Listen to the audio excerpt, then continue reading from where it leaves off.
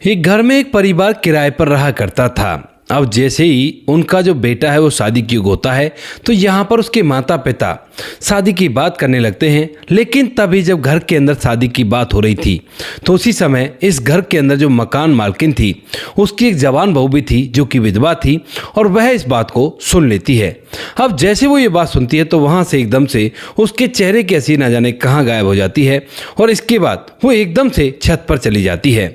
अब यहाँ पर माता पिता ने कोई रिश्ता देख लिया था और उसको कल पक्का करने के लिए जाने वाले थे। लेकिन जैसे ही उनका जो बेटा होता है वह उस जो मकान मालकिन की विधवा बहू होती है उसे देखता है कि उसके चेहरे पर उदासी आ गई तो एकदम से वह उसके पीछे जाता है तो वह छत पर खड़ी हुई मिलती है। वह पूछता है कि क्या हुआ, आप इस तरह से उदास क्यों हो गई। लेकिन तभी यहाँ पर जो विधवा महिला होती है वो कहती है नहीं कुछ नहीं हुआ। लेकिन ऐसा कहते हुए उसकी आंखों से आंसू टपकने लगते हैं और इस बात को देखकर यहाँ पर जो लड़का था वह समझ जाता है और वापस लौटकर अपने पिता से कह देता है कि पिताजी मैं कोई और लड़की नहीं देखने वाला हूँ। अब इस बात को सुनकर घर वाले भी हैरान हो जाते हैं और जब पूछते हैं कि क्यों बेटा, तो वो कहने लगता है कि मैं इससे शादी करूँगा जो इनके घर की विधवा है। क्या कारण था जो वो ऐसा कह रहा था, पूरी सच्चाई के बारे में जानने के लिए वीडियो को अंत तक जरूर देखें। नमस्कार दोस्तों, मेरा नाम है जीतू और आप लोग देख रहे हो ब्रेन निर्माण चैनल। वीडियो को ज़्यादा से ज़्यादा शेयर करें और चैनल को सब्सक्राइब करना ना भूलें ताकि मेरा हौसला बढ़ता रहे। उत्तर प्रदेश के वाराणसी के अंदर एक गांव होता है और जिस गांव के अंदर एक लड़का रहा करता है जिस लड़के का नाम होता है संजय, जिसके घर में उसके माता पिता हैं और संजय अपने माता पिता की इकलौती संतान है। संजय के पिता अपनी कुछ पुश्तैनी जमीन पर खेतीबाड़ी किया करते हैं और उसी से अपना जीवन निर्वाह किया करते हैं। धीरे धीरे समय बीतता है और समय के साथ साथ संजय को माता पिता ने लाड़ चाव से पाल पोस कर बड़ा किया था। हालांकि काफ़ी ज़्यादा तंगहालियत थी क्योंकि ज़्यादा पुश्तैनी जमीन नहीं थी, उस पर ही खेतीबाड़ी करके वो जीवन गुजारा किया करते थे। लेकिन फिर भी माता पिता उसे लाड़ प्यार करने में कोई भी कसर नहीं छोड़ते हैं। धीरे धीरे करके जो संजय की पढ़ाई लिखाई है वो कंप्लीट होती है, लेकिन उसने हर क्लास अव्वल नंबरों से पास की थी। और इस बात को देखते हुए गांव के कुछ जो पढ़े लिखे लोग थे वो कहा करते हैं कि तुम्हारा बेटा सच में ही कुछ बड़ा नाम करेगा और तुम्हारा नाम जरूर से रोशन करेगा।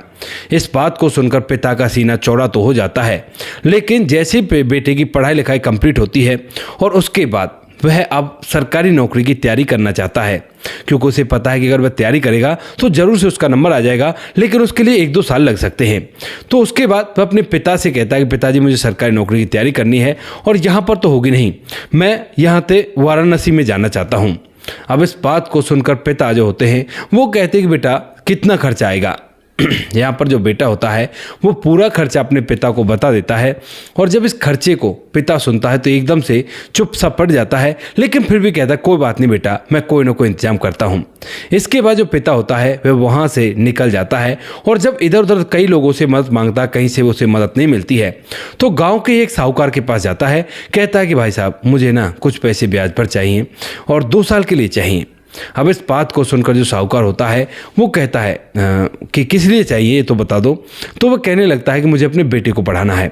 अब साहूकार भी जानता था कि वो लड़का पढ़ लेकर कुछ बड़ा कर सकता है, तो इसी वजह से वो पैसों की मना तो नहीं करता है, लेकिन चूंकि उसका नियम था कि किसी की ज़मीन वगैरह गिरवी रखे बिना वो किसी को पैसा नहीं देता है। तो वो कहता है कि देखो भाई ऐसा है, आपको पता है मेरा नियम है और मैं ज़मीन को गिरवी रखे बिना पैसा नहीं दे सकता। तो उसके बाद जो पिता होता है वो कहता है कि कोई बात नहीं, आप ज़मीन को गिरवी रख लेना, कोई भी दिक्कत नहीं है। इसके बाद यहाँ से वह अपनी ज़मीन गिरवी तो रख देता है, लेकिन जो साहूकार होता है उससे कहता है कि देखो ये बात तुम्हारे और मेरे बीच में रहेगी, ये कागज़ तो बन गए हैं लेकिन ज़मीन पर खेतीबाड़ी तुम ही कर लेना ताकि चारों तरफ ये बदनामी ना हो सके कि बेटे के लिए अपनी ज़मीन को गिरवी तक रख दिया। क्योंकि ऐसा भी तो है कल कला को तुम्हारा बेटा कामयाब नहीं हुआ और उसके बाद लोग तरह तरह की बातें बनाएंगे। यहाँ पर जो पिता होता है इन बातों को सोचता हुआ उन पैसों को लेकर तो आ रहा था क्योंकि उसे पता था कि जो रकम उसने साहूकार से ली है वह चुका नहीं सकता और ज़मीन उसने गिरवी कर रख रखी है, तो वो ज़मीन हाथ से जाने का डर रहता है और इसी उदासी में वह अपने घर तो पहुँच जाता है। लेकिन घर आने के बाद वह अपने बेटे के हाथ में उन सभी पैसों को रखता है और कहता है कि ये ले बेटे, मैंने पैसों का इंतजाम कर दिया है और जा अपनी ज़िंदगी जी ले, अच्छी तरह से पढ़ाई करना और सरकारी नौकर बन के ही लौटना क्योंकि मैंने तुम्हारे लिए बहुत मेहनत से पैसे लेकर आया हूँ। इस बात को सुनकर यहाँ पर जो बेटा होता है उसकी आंखों में आंसू आते हैं और उसके बाद वह अपने पिता के पैर छूता है कहता है कि पिताजी, मुझे पता है कि आपने कितनी मेहनत की है मुझे यहाँ तक पहुँचाने के लिए भी, और आज भी ये पैसे आप मेहनत से लेकर आए हो, लेकिन आप चिंता मत करो, मैं आपका सर बिल्कुल भी नीचे नहीं होने दूंगा। ऐसा कहते हुए वह अपने पिता के गले लग जाता है, पिता भी उसे गले लगाता है। इधर माँ जो होती है उसकी आंखों में भी आंसू आ जाते हैं। अब यहाँ पर ये सब कुछ होने के बाद अगले ही दिन जो लड़का होता है संजय, वह वहाँ से वाराणसी के लिए निकल जाता है। और जब वह जाता है तो गांव के काफ़ी सारे लोग उसे बधाई देते हैं और कहते हैं कि भाई कामयाब होकर ही लौटना। अब संजय के ऊपर पूरे गांव की सी जिम्मेदारी थी, क्योंकि गांव वाले भी कह रहे थे और उसके माता पिता की जिम्मेदारी तो थी ही, तो इसीलिए वह वहाँ से वाराणसी जाता है। और वाराणसी जाने के बाद अब इधर उधर अपने रहने का इंतजाम करने लगता है, क्योंकि पढ़ाई लिखाई उसे कोचिंग इंस्टीट्यूट में करनी है, उसकी फीस भी है उसके पास और पैसे भी हैं, लेकिन फिर भी वह कम से कम पैसे खर्च करना चाहता है ताकि कुछ पैसे अगर बच जाए तो उन्हें माता पिता को वापस जाकर दे दे। इसी वजह से वो कई घरों को देखता है, तो कहीं पर तो घरों से ऐसे मिलते हैं जिस घर का बजट उसके बजट से काफ़ी बाहर निकल जाता है, यानी कि अगर वो वहाँ पर रहे तो मुश्किल से 4 से 5 महीने में ही उसके सारे पैसे खत्म हो जाएंगे और वह पढ़ाई लिखाई भी नहीं कर पाएगा। और कुछ घर ऐसे होते हैं जो उसे पसंद ही नहीं आते हैं, क्योंकि वहाँ पर वो चीज़ें नहीं थी जो उसे चाहिए थी। कई लोग उसे रखने से मना कर देते हैं, क्योंकि जवान लड़का है, वो भी अकेला है और घर में बहन बेटियां हैं, तो इस वजह से कोई ना कोई दिक्कत हो सकती है। ये बात उसे ज़्यादातर सुनने को मिलती है कि बस जवान और अकेले लड़के को हम नहीं रखा करते। इस बात को सुनकर वह शाम तक काफ़ी ज़्यादा परेशान हो जाता है, उसके चेहरे पर पसीना होता है, लेकिन फिर भी वह शाम के समय भी इधर उधर घर ढूंढता हुआ घूम रहा था। अब ऐसे ही एक शांत कॉलोनी में वह जाता है, जहाँ पर घर के दरवाजे पर एक छोटा सा बोर्ड लगा हुआ था कि हमें किराएदार चाहिए, मेरे यहाँ पर एक कमरा खाली है। अब इस बात को देखकर यहाँ पर किराए के लिए जो बोर्ड लगा हुआ था उसे देखकर वह दरवाजे की घंटी बजा देता है, और तभी अंदर से एक बेहद ही खूबसूरत और जवान महिला निकलती है, जिसने साधारण से और नॉर्मल तरीके के कपड़े पहन रखे थे और कोई साजो श्रृंगार उसके ऊपर नहीं था। अब इस बात को देखते हुए वो कहने लगती है कि कौन, क्या काम है।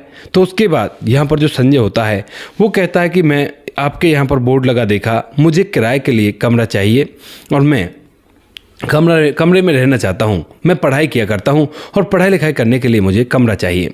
अब इस बात को सुनकर यहाँ पर जो महिला होती है उसका नाम नीलम होता है, और वह ऊपर से लेकर नीचे तक उसे देखती है। देखने के बाद कहती है कि अभी मैं पूछ कर आती हूँ और उसके बाद आपको बताऊंगी। ऐसा कहकर वह अंदर चली जाती है। बाहर ये लड़का खड़ा खड़ा राह देखता रहता है कि यहाँ से भी शायद मना ही निकलेगा, क्योंकि वो इतनी जवान और खूबसूरत है, और घर अपने माँ या बाप को पूछने के लिए गई होगी और वो लोग मना कर देंगे कि जवान लड़का है। लेकिन जैसे वो अंदर जाती है तो अंदर जाने के बाद एक बुजुर्ग महिला कहती है कि ठीक है, कोई बात नहीं, उसे अंदर बुला लो। ये आवाज़ उसे सुनने को मिलती है, और जैसे ही ये आवाज़ सुनती है तो यहाँ पर जो महिला होती है नीलम, वह बाहर आती है और बाहर आने के बाद कहती है आइए मैं आपको कमरा दिखा देती हूँ। इसके बाद वह उसे ऊपर ले जाती है, यानी कि जो आंगन था, आंगन से ही सीढ़ियाँ ऊपर की तरफ चढ़ रही थी और ऊपर वाले कमरे को किराए में देना चाहते थे। अब जैसे ही वहाँ पर जाता है तो वहाँ पर वो कमरा दिखाई दे जाता जो कि पूरी तरह से सेपरेट है और उसके अंदर ही टॉयलेट वगैरह बने हुए हैं। तो इसके बाद जो लड़का होता है वह उस कमरे को देखता है, कमरा उसे पसंद आ जाता है, लेकिन अब उसे डर है कि कहीं किराया ज़्यादा ना हो। तभी यहाँ पर जब वह पूछता है कि किराया कितना है तो वो कहती है कि माँ जी बताएंगे इस बारे में। थोड़ी देर में माँ जी भी वहाँ पर आ जाती हैं, जो कि बुजुर्ग महिला थी, जो कि शायद ये इस महिला की सास थी और ये महिला विधवा थी। अब इसके बाद वह पूछने लगता है कि माँ जी आप ही बता दो कितने पैसे किराए लोगी, क्योंकि मेरे पास ज़्यादा बजट तो नहीं है, लेकिन फिर भी अगर आपके बजट को मेरा बजट टच किया तो उसके बाद सब कुछ ठीक हो जाएगा। अब इस बात को सुनकर जो बुजुर्ग महिला होती है वो कहती है कि बेटा किराया अगर तू ना भी देना चाहे तो भी हम तुम्हें फ्री में कमरा दे सकते हैं, लेकिन बदले में तुम्हें हमारा घर का काम करवाना होगा। अब इस बात को सुनकर यहाँ पर जो लड़का होता है वह हैरान हो जाता है कि बिना किराए के वो भी इतना अच्छा कमरा मिल रहा है, ऐसा क्या काम है। तो पूछने लगता है कि माँ जी क्या काम रहेगा। तो उसके बाद जो महिला होती है वो कहती है बेटा देख मैं इसकी सास हूँ और ये मेरी बहू है। हमारा जो बेटा था वह सरकारी नौकरी में था, लेकिन एक हादसे में वो इस दुनिया को छोड़कर चला गया, और उसके बाद जो मेरा बेटे के जाने के बाद मैंने अपनी बहू से कई बार कहा कि तू ऐसा कर चली जा, लेकिन वो मेरी देखभाल करने के लिए यहाँ पर रहा करती है। अब हम दोनों ही घर के अंदर रहा करते हैं, तो बाहर का जो काम होता है उस काम के लिए हमें कोई भरोसेमंद आदमी चाहिए, और अगर तुम यहाँ पर किराए पर रहते हो तो कोई दिक्कत नहीं है, हमारा बस बाहर का काम कर दिया करना, हम तुमसे किराया नहीं लेंगे। यानी कि यहाँ पर सीधा सीधा उन्हें मदद चाहिए थी और इस लड़के को देखकर महिला को, जो विधवा महिला थी, उसे लगा कि गांव का व्यक्ति है, बिल्कुल भी धोखा नहीं देगा, और इसीलिए उसने अपनी सास से ये बात कही थी और सास ये आकर ये बात इससे कह रही थी। तो इस बात को सुनकर वह लड़का एकदम से खुश हो जाता है और एकदम से उस बुजुर्ग महिला के पैर छू लेता है। कहता है कि माँ जी, ये तो आपका बहुत बहुत एहसान है मुझ पर, क्योंकि मैं वैसे भी गरीबी से जूझ रहा हूँ, और अगर ऐसी थोड़ी बहुत बात है, कोई बाहर का जितना भी काम है वो सारे को मुझे बता देना, मैं उसे भी कर लिया करूंगा। और रही बात घर के काम की, अगर आप कहोगे तो घर का काम भी हम कर लेंगे। लेकिन तब यहाँ पर सास जो होती है वो कहती है कि नहीं बेटा, घर के काम को हम कर लेंगे, बस बाहर का जो काम है, यानी कि कुछ सामान लेकर आना है या बिजली वगैरह बिल भरकर आना है, उस काम को तू देख लिया करना, ज़्यादा बड़ा काम नहीं है, थोड़ा सा काम है, उसको ही कर लिया करना। तो उसके बाद वो कहता है कि कोई बात नहीं, वैसे भी मैं अपना सामान लेने के लिए जाया करूँगा मार्केट, तो आपका सामान भी ले आऊँगा, उसमें कोई बड़ी बात नहीं है। अब इसके बाद जो लड़का संजय होता है वह वहाँ पर सेटल हो जाता है और यहाँ पर इन लोगों की अच्छी तरह से देखरेख करने लगता है। जैसे एक बेटा हुआ करता है परिवार का, उसी तरह से ये इस घर का ख्याल रखता है। और यहाँ पर जो परिवार होता है, यानी कि विधवा महिला और उसकी जो सास होती है, वो लोग भी इस पर पूरा विश्वास करते हैं और इसके साथ बेटे जैसा ही व्यवहार किया करते हैं। यहाँ पर जब भी कभी खाना बना करता तो पहले तो ऐसा हुआ करता कि वो अपना अलग खाना बनाया करता है, लेकिन कुछ दिन जब रहने के बाद इन्हें समझ में आ जाता है कि ये लड़का बहुत अच्छा है और बहुत ही अच्छी तरह से घर के अंदर रह रहा है, तो उसके बाद वो कह देते हैं कि आपको अलग खाने की बनाने की जरूरत नहीं है, आप यहीं पर खा लिया करो। अब 3 लोगों के लिए अलग अलग 2 चूल्हे घर में चलते ठीक नहीं है और आप यहीं से खाना खा जाया करो, बस वहाँ पर लेट जाया करो। अब इस बात को सुनकर पहले तो वो मना करता है, लेकिन वो भी मान जाता है। अब खाना भी एक साथ बना करता है और खाना बनाने के लिए जो नीलम है वही खाना बनाया करती है। इधर जो सास होती है वह वहाँ पर उससे जो भी छोटा मोटा काम होता है उसके लिए कह दिया करती है। और उसके बाद धीरे धीरे कुछ समय बीतता है। कई बार ऐसा होता है जैसे खाना बनने के टाइम पर ये जो लड़का संजय होता है वह वहाँ पर आ जाता है और अभी खाना बनने में थोड़ी बहुत टाइम होता है, तो उसी दौरान जो संजय होता है वह माँ जी से बात करने लगता है और बातों के दौरान दोनों को एक दूसरे के जीवन के बारे में सारी बातें पता चल जाती हैं और इसी वजह से उन दोनों का विश्वास एक दूसरे पर काफ़ी ज़्यादा गहरा जम जाता है। अब जो संजय था वह उस घर के अंदर रहने लगा था और साथ में उसने अपनी पढ़ाई लिखाई भी जारी कर रखी थी। लगभग यहाँ पर रहते हुए उसे 1.5 साल होता है और 1.5 साल के अंदर ही अचानक से उसे एक खुशखबरी मिलती है जिसका वो काफ़ी दिनों से इंतजार कर रहा था, क्योंकि यहाँ पर रहते हुए वो कई सरकारी नौकरी के फॉर्म भर चुका है, उनके टेस्ट इंटरव्यू वगैरह दे चुका है, लेकिन उसे सरकारी नौकरी नहीं मिली है। और इस बात से वो थोड़ा परेशान तो रहा करता था, लेकिन इस परिवार के साथ उसे अपनापन फील हुआ करता था। तो ये लोग उसकी समस्या को थोड़ा सा कम कर दिया करते, कहा करते कि कोई बात नहीं, अगर भाग्य में होगा तो जरूर तुम्हें मिलेगी। इस बात को देखकर वह शांत तो हो जाता है, लेकिन माता पिता की बात तो उसे याद ही आया करती है कि पिता ने किस तरह से मेहनत मजदूरी करके उसे यहाँ तक पहुँचाया है और उसके बाद अब वो उससे उम्मीद रखते हैं। अब जैसे ये खबर उसे मिलती है तो वो एकदम से खुश हो जाता है और अपने कमरे से जोर से चिल्लाते हुए कहने लगता है कि माँ जी, मेरी नौकरी लग गई। ऐसा चिल्लाते हुए वो नीचे उतरता है और उतरने के बाद जैसे उस घर के अंदर घुसता है, यहाँ की जहाँ पर वो सास बहू रहा करते हैं, तो वहाँ पर सबसे पहले उसे अंजलि मिलती है, वो नीलम मिलती है, यानी जो इस घर की विधवा बहू थी और बेहद ही खूबसूरत और जवान थी। वह उससे कहता है कि देखो, मेरी ना नौकरी लग गई नीलम। अब इस बात को सुनते ही नीलम भी एकदम से खुश हो जाती है और उसे एकदम से दोनों एक दूसरे के गले लिपट जाते हैं। अभी जो माँ जी थी वो अंदर ही थी और वो अंदर से धीरे धीरे आ रही थी, लेकिन जैसे ही एक दूसरे के गले लिपटते काफ़ी जोर से कसकर एक दूसरे को पकड़ा था, तो उसके बाद इन्हें एहसास होता है कि शायद ये गलत कर रहे हैं, क्योंकि अब तक इन दोनों का एक साथ रहते रहते एक दोस्ती का सा रिश्ता बन गया था और एक दूसरे से घंटों तक बातें भी कर लिया करते थे। और इसी वजह से जब इसने इसे बताया तो नीलम खुशी पर कंट्रोल नहीं कर पाई और उसके गले लिपट गई। हालांकि इन दोनों के बीच में ऐसा वैसा कुछ भी नहीं था। और तभी यहाँ पर जो लड़की नीलम होती है, महिला, वह एकदम से उसे अलग हटाती है, कहती है माफ़ करना, वो भावनाओं में बह गई। तो वो कहता है कि कोई बात नहीं। इतनी देर में माँ जी आ जाती है और उसके बाद वो कहता है कि माँ जी, मुझे नौकरी मिल गई, आशीर्वाद दो अपना।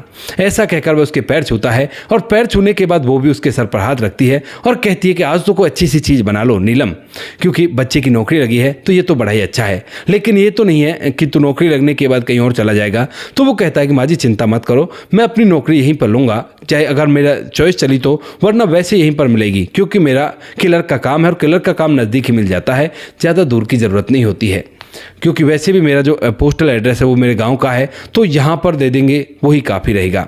वही उसने भरा था। तो इसके बाद ये सब कुछ बातें होती रहती हैं और यहाँ पर ये खबर वह अपने माता पिता को भी देता है। जब माता पिता को ये बात पता चलती है तो वो बड़े खुश होते हैं। गाँव में जो उसके पिता होते हैं वो लड्डू बांटते हैं, लोगों को बताते हैं कि मेरा बेटा कामयाब हो गया है, वो क्लर्क बन चुका है। अब इस बात को सुनकर यहाँ पर अड़ोसी पड़ोसी भी बड़े खुश होते हैं। इधर जो बेटा होता है वह अपनी अब ड्यूटी ज्वाइनिंग की तैयारी करने लगता है। यहीं पर उसकी ट्रेनिंग वगैरह होती है। ट्रेनिंग वगैरह होने के बाद उसकी पोस्टिंग भी वाराणसी के अंदर ही आ जाती है। वाराणसी में वो अपनी पोस्टिंग करता है और पोस्टिंग संभालने के बाद धीरे धीरे कुछ समय बीतता है। कुछ समय बाद वह अपने गाँव जाता है। गाँव जाकर अपने पिता के गले लगकर फूट फूट कर रोने लगता है और कहता है कि पिताजी मैं कामयाब हो गया। और वह उन पैसों को लेकर आया था जितने पैसे उसने अपने पिता से लिए थे वहां पर जाने के लिए, और उन पैसों को देकर कहता है पिताजी ये लो वो पैसे जो आप साहूकार से लेकर आए थे, क्योंकि बाद में बेटे को पिता ने बता दिया था कि ऐसे ऐसे जमीन को गिरवी रख के लेकर आया हूं। और उसके बाद जो पिता अपनी जमीन को छुड़ाता है, लेकिन तभी जो बेटा है वो कहने लगता है बाबूजी बहुत हो गया, अब आप यहाँ पर नहीं रहोगे, मेरे साथ वाराणसी में ही रहोगे। अब यहाँ पर अब तक पूरी बातें कि किस तरह के वो घर में रहा करता है, कैसा परिवार है, वो सारी बातें बेटे ने अपने माता पिता को बता रखी थी और उन लोगों को भी बता रखा था। तो वो लोग पहले से ही कहा करते थे, यानी नीलम और नीलम की सास पहले से ही कहा करते थे कि अपने माता पिता को यहीं पर ले आ, गांव में वो लोग क्या करेंगे, और ये घर तो चल ही रहा है, उनकी भी दो रोटियां बन जाया करेंगी, वो कहाँ पर जोर मांगने वाले हैं। लेकिन ये मना कर दिया करता है। लेकिन अब जब उसकी नौकरी लग गई है तो ये अपने दम पर माता पिता को पाल सकता है और इसी वजह से उन्हें अपने साथ ले जाने के लिए कहने लगता है। तो यहाँ पर माता पिता पहले तो मना करते, पिता मना करते हैं, कहते कि बेटा हम जमीन से जुड़े हुए लोग हैं और यहीं पर रहेंगे तो अच्छा रहेगा, अब तू हमें शहर में ले जाएगा, वहां पर मेरा मन नहीं लगेगा, यहाँ पर तो ये खेतों पर घूम कर आ गया, अपने यार दोस्तों में बैठकर बतिया लिया, वहां पर कौन मिलेगा मुझे। लेकिन बेटा जो होता है वो कहता है कि बाबूजी देखो जीवन एक बार मिलता है, कुछ दिन वहां पर रहकर देखो, अगर अच्छा लगे तो ठीक है, अगर नहीं लगे तो कोई बात नहीं है। इस बात को सुनकर जैसे तैसे पिता मान जाता है और उसके बाद जो संजय होता है वह अपने माता पिता को अपने साथ लेकर यहाँ से सीधा वाराणसी चला जाता है और वहाँ पर उसी घर के अंदर पहुँच जाता है। उसने पहले ही फ़ोन करके नीलम को बता दिया था कि माँ बाबूजी को लेकर आया हूँ, तो इसीलिए जो सास बहू होती हैं वो दरवाजे पर उनके स्वागत के लिए खड़ी रहती हैं और एक बहुत ही ज़ोरदार स्वागत उनका करती हैं, क्योंकि अब तक ये दोनों परिवार एक परिवार के जैसे हो चुके थे। कई बार जो इसके पिता थे संजय के, वह यहाँ पर आ चुके थे और उनसे बातचीत कर चुके थे। तो इसीलिए जैसे ही अब एक जो ये लोग आते हैं यहाँ पर और इनका भव्य स्वागत किया जाता है, तो यहाँ पर जो पिता और माता हैं वह भी अंदर आते हैं। अंदर आने के बाद उनसे बातचीत करते हैं और वहीं पर रहने लगते हैं। लेकिन जैसे ही कुछ दिन यहाँ पर रहते हैं तो कुछ दिन यहाँ पर रहने के बाद जो पिता होता है उसे महसूस हो जाता है कि यहाँ पर तो और भी अच्छा है। हाँ, बतलाने के लिए वो विधवा महिला की जो माँ है वो है और उससे बातचीत कर लिया करते और पूरा परिवार सा है, तो इससे अच्छी तरह से समय व्यतीत हो जाता, कोई भी दिक्कत नहीं है। वो लोग अपने आप को यहाँ पर एडजस्ट कर लेते हैं। इधर यहाँ पर जो लड़का होता है वह अब उन्हें किराया भी दिया करता है, यानी कि सास बहू को कहा करता है कि नहीं किराया तो आपको लेना पड़ेगा। मना तो करते हैं लेकिन जब वो जिद करता है तो वो ले लेते हैं। और इसके बाद धीरे धीरे कुछ समय और बीतता है। कुछ समय बाद अचानक से एक दिन क्या होता है कि शाम के समय सभी लोग बैठे थे हॉल में और जो महिला थी यानी कि जो नीलम थी वह खाना बना रही थी और खाना बनाकर गरम गरम खाना लेकर उनके लिए ला रही थी। लेकिन तभी अचानक से जब जो लड़के के पिता होते हैं वो कहने लगते हैं बेटा मैंने तुम्हारे लिए एक लड़की ढूंढी है और उसको कल देखने के लिए चलेंगे। अब जैसे ही ये बात संजय सुनता है तो हैरान तो होता है, लेकिन अपने पिता की तरफ देखते हुए कहने लगता है कि ठीक है पिताजी, अगर ऐसी बात है तो कोई बात नहीं। अब इतनी देर में जो लड़की महिला होती है, विधवा महिला जिसका नाम नीलम होता है, वह भी खाना लास्ट वाला खाना वहाँ पर देकर जा ही रही थी। तो तभी अचानक से उसके चलते हुए कदम एकदम से ठहर जाते हैं और इसके बाद वह एकदम से भागकर छत पर चली जाती है। अब ये सब कुछ जो लड़का होता है वह देख लेता है और देखने के बाद समझ जाता है कि शायद इसे कुछ बुरा लगा है। ऐसा सोचकर वह कहता है कि ठीक है पिताजी आप खाना खाओ, मैं अभी आ रहा हूँ। ऐसा कहकर वह भी उसके पीछे पीछे छत पर जाता है, क्योंकि ये बात केवल संजय ने महसूस की थी, नीलम ने जो कुछ भी किया था। उसके बाद जैसे वो ऊपर जाता है तो देखता है कि नीलम छत पर खड़ी खड़ी फूट फूट कर रो रही है। लेकिन जैसे संजय आता है तो उसके बाद एकदम से अपनी आंखों के आंसू को पहुँचती है। अब इस बात को देखते ही यहाँ पर जो संजय होता है वो पूछने लगता है कि क्या हुआ, क्या बात हो गई, किस वजह से तुम रो रही थी। तो उसके बाद वो कहती है नहीं कुछ बात नहीं है, वैसे ही आंखों में आंसू आ गए। लेकिन तभी जो संजय है वो शायद पहचान जाता है और कहता है कि बात क्या है। तो उसके बाद नीलम जो होती है वो कहती है कि अब तुम्हारी शादी के लिए तुम लड़की ढूंढने जा रहे हो ना। उस बात को देखकर न जाने क्यों मुझे आंखों में आंसू आ गए। अब इस बात को सुनते ही यहाँ पर जो संजय होता है वह कहता है कि ऐसा क्या हुआ, कहीं ऐसा तो नहीं तुम मुझसे प्यार करने लगी हो। तो उसके बाद नीलम कहती है कि नहीं, मुझे नहीं पता। अब इस बात को सुनते ही संजय के चेहरे पर एक अजीब सी मुस्कान होती है और उसके बाद वह नीचे जाता है और नीचे जाकर कहने लगता है कि मैं उस लड़की को देखने के लिए नहीं जाऊंगा और मैं तो इस घर की जो नीलम है उसी से शादी कर लूंगा। अब इस बात को सुनकर जो पिता है वो एकदम से नाराज तो होते हैं, कहते कि जो तू कह क्या रहा है, ये विधवा है और तुमसे उम्र में भी बड़ी है, तुम भला इससे शादी कैसे कर सकते हो। लेकिन बेटा फाइनल डिसीजन बता देता है, कहता है कि पिताजी लगता है उसे मुझसे प्यार हो गया है और मैं उसका दिल नहीं दुखा सकता, क्योंकि उसने बीमार वक्त में भी, यानी जब मैं बीमार था तो मेरी सेवा की है एक माँ की तरह, और उसने कभी भी ये ऐसा नहीं जताया कि उसने मेरी ये देखभाल की है, और ना ही कभी ये मुझे महसूस होने दिया कि वह मनी मन उसे पसंद किया करती है, और उसे तो आज भी नहीं पता कि वह मुझे पसंद किया करती है। बस उसने जब मेरी शादी की बात सुनी तो उसकी आंखों में आंसू आ गए और उन्हें छुपाने के लिए वो छत पर चली गई। मैंने जाकर देखा तो उसकी आंखें टपक रही थी, और जब मैंने कहा कि क्या तुम मुझसे प्यार किया करती हो, जो इस बात को सुनकर तुम्हारी आंखों में आंसू आ गए, तो उसने कहा मुझे नहीं पता। अब आप बताओ कैसे मैं उसे ऐसी छोड़ दूं, और मुझे पता है कि उससे ज़्यादा सेवा करने वाली बहू आपको नहीं मिल सकती। वैसे भी आपको पता है कि किस तरह की महिलाएं हुआ करती हैं, इनका भी घर बस जाएगा और फिर हम दोनों परिवार एक ही तो हो जाएंगे। अब इस बात को सुनकर जो पिता हैं वो थोड़ी देर तक सोचते, और सोचने के बाद वो भी इस बात के लिए हामी भर लेते हैं। उसके बाद जो संजय होता है उसकी शादी इस विधवा महिला से तय कर दी जाती है, और तय होने के बाद भी यहाँ पर जो विधवा महिला होती है वो कहने लगती है कि तुम गलत कर रहे हो, शायद ये प्यार नहीं है, कुछ और ही बात हुई होगी जो मेरी आंखों में आंसू आ जाते हैं। लेकिन संजय मुस्कुराते हुए कहता है कि सच में ही ये प्यार है और हम दोनों को एक साथ अपने जीवन को जीना चाहिए। उसके बाद नीलम भी एहसास को कर लेती है कि सच में ये प्यार है, और उसके बाद दोनों शादी करके आज तक भी अपना जीवन एक साथ व्यतीत कर रहे हैं, कोई भी कैसी भी दिक्कत नहीं है। तो दोस्तों ये थी आज की कहानी, आपको जैसी भी लगी हो कमेंट सेक्शन में बता देना। वीडियो अगर अच्छी लगी हो तो वीडियो को लाइक और चैनल को सब्सक्राइब जरूर करें, ताकि हमें थोड़ा सा हौसला मिले आप लोगों के लिए ऐसी अच्छी वीडियो बनाने के लिए। इन कहानियों को सुनाने का उद्देश्य किसी को परेशान करना बिल्कुल भी नहीं है। ये कहानी आपको इसलिए सुनाई जाती है ताकि आप लोग इन कहानियों में से कुछ ना कुछ सीख सको और अपने जीवन में उस चीज़ को अप्लाई कर सको। मिलते हैं किसी नेक्स्ट वीडियो नए टॉपिक के साथ, तब तक के लिए जय हिंद, जय भारत, जय हिंदुस्तान।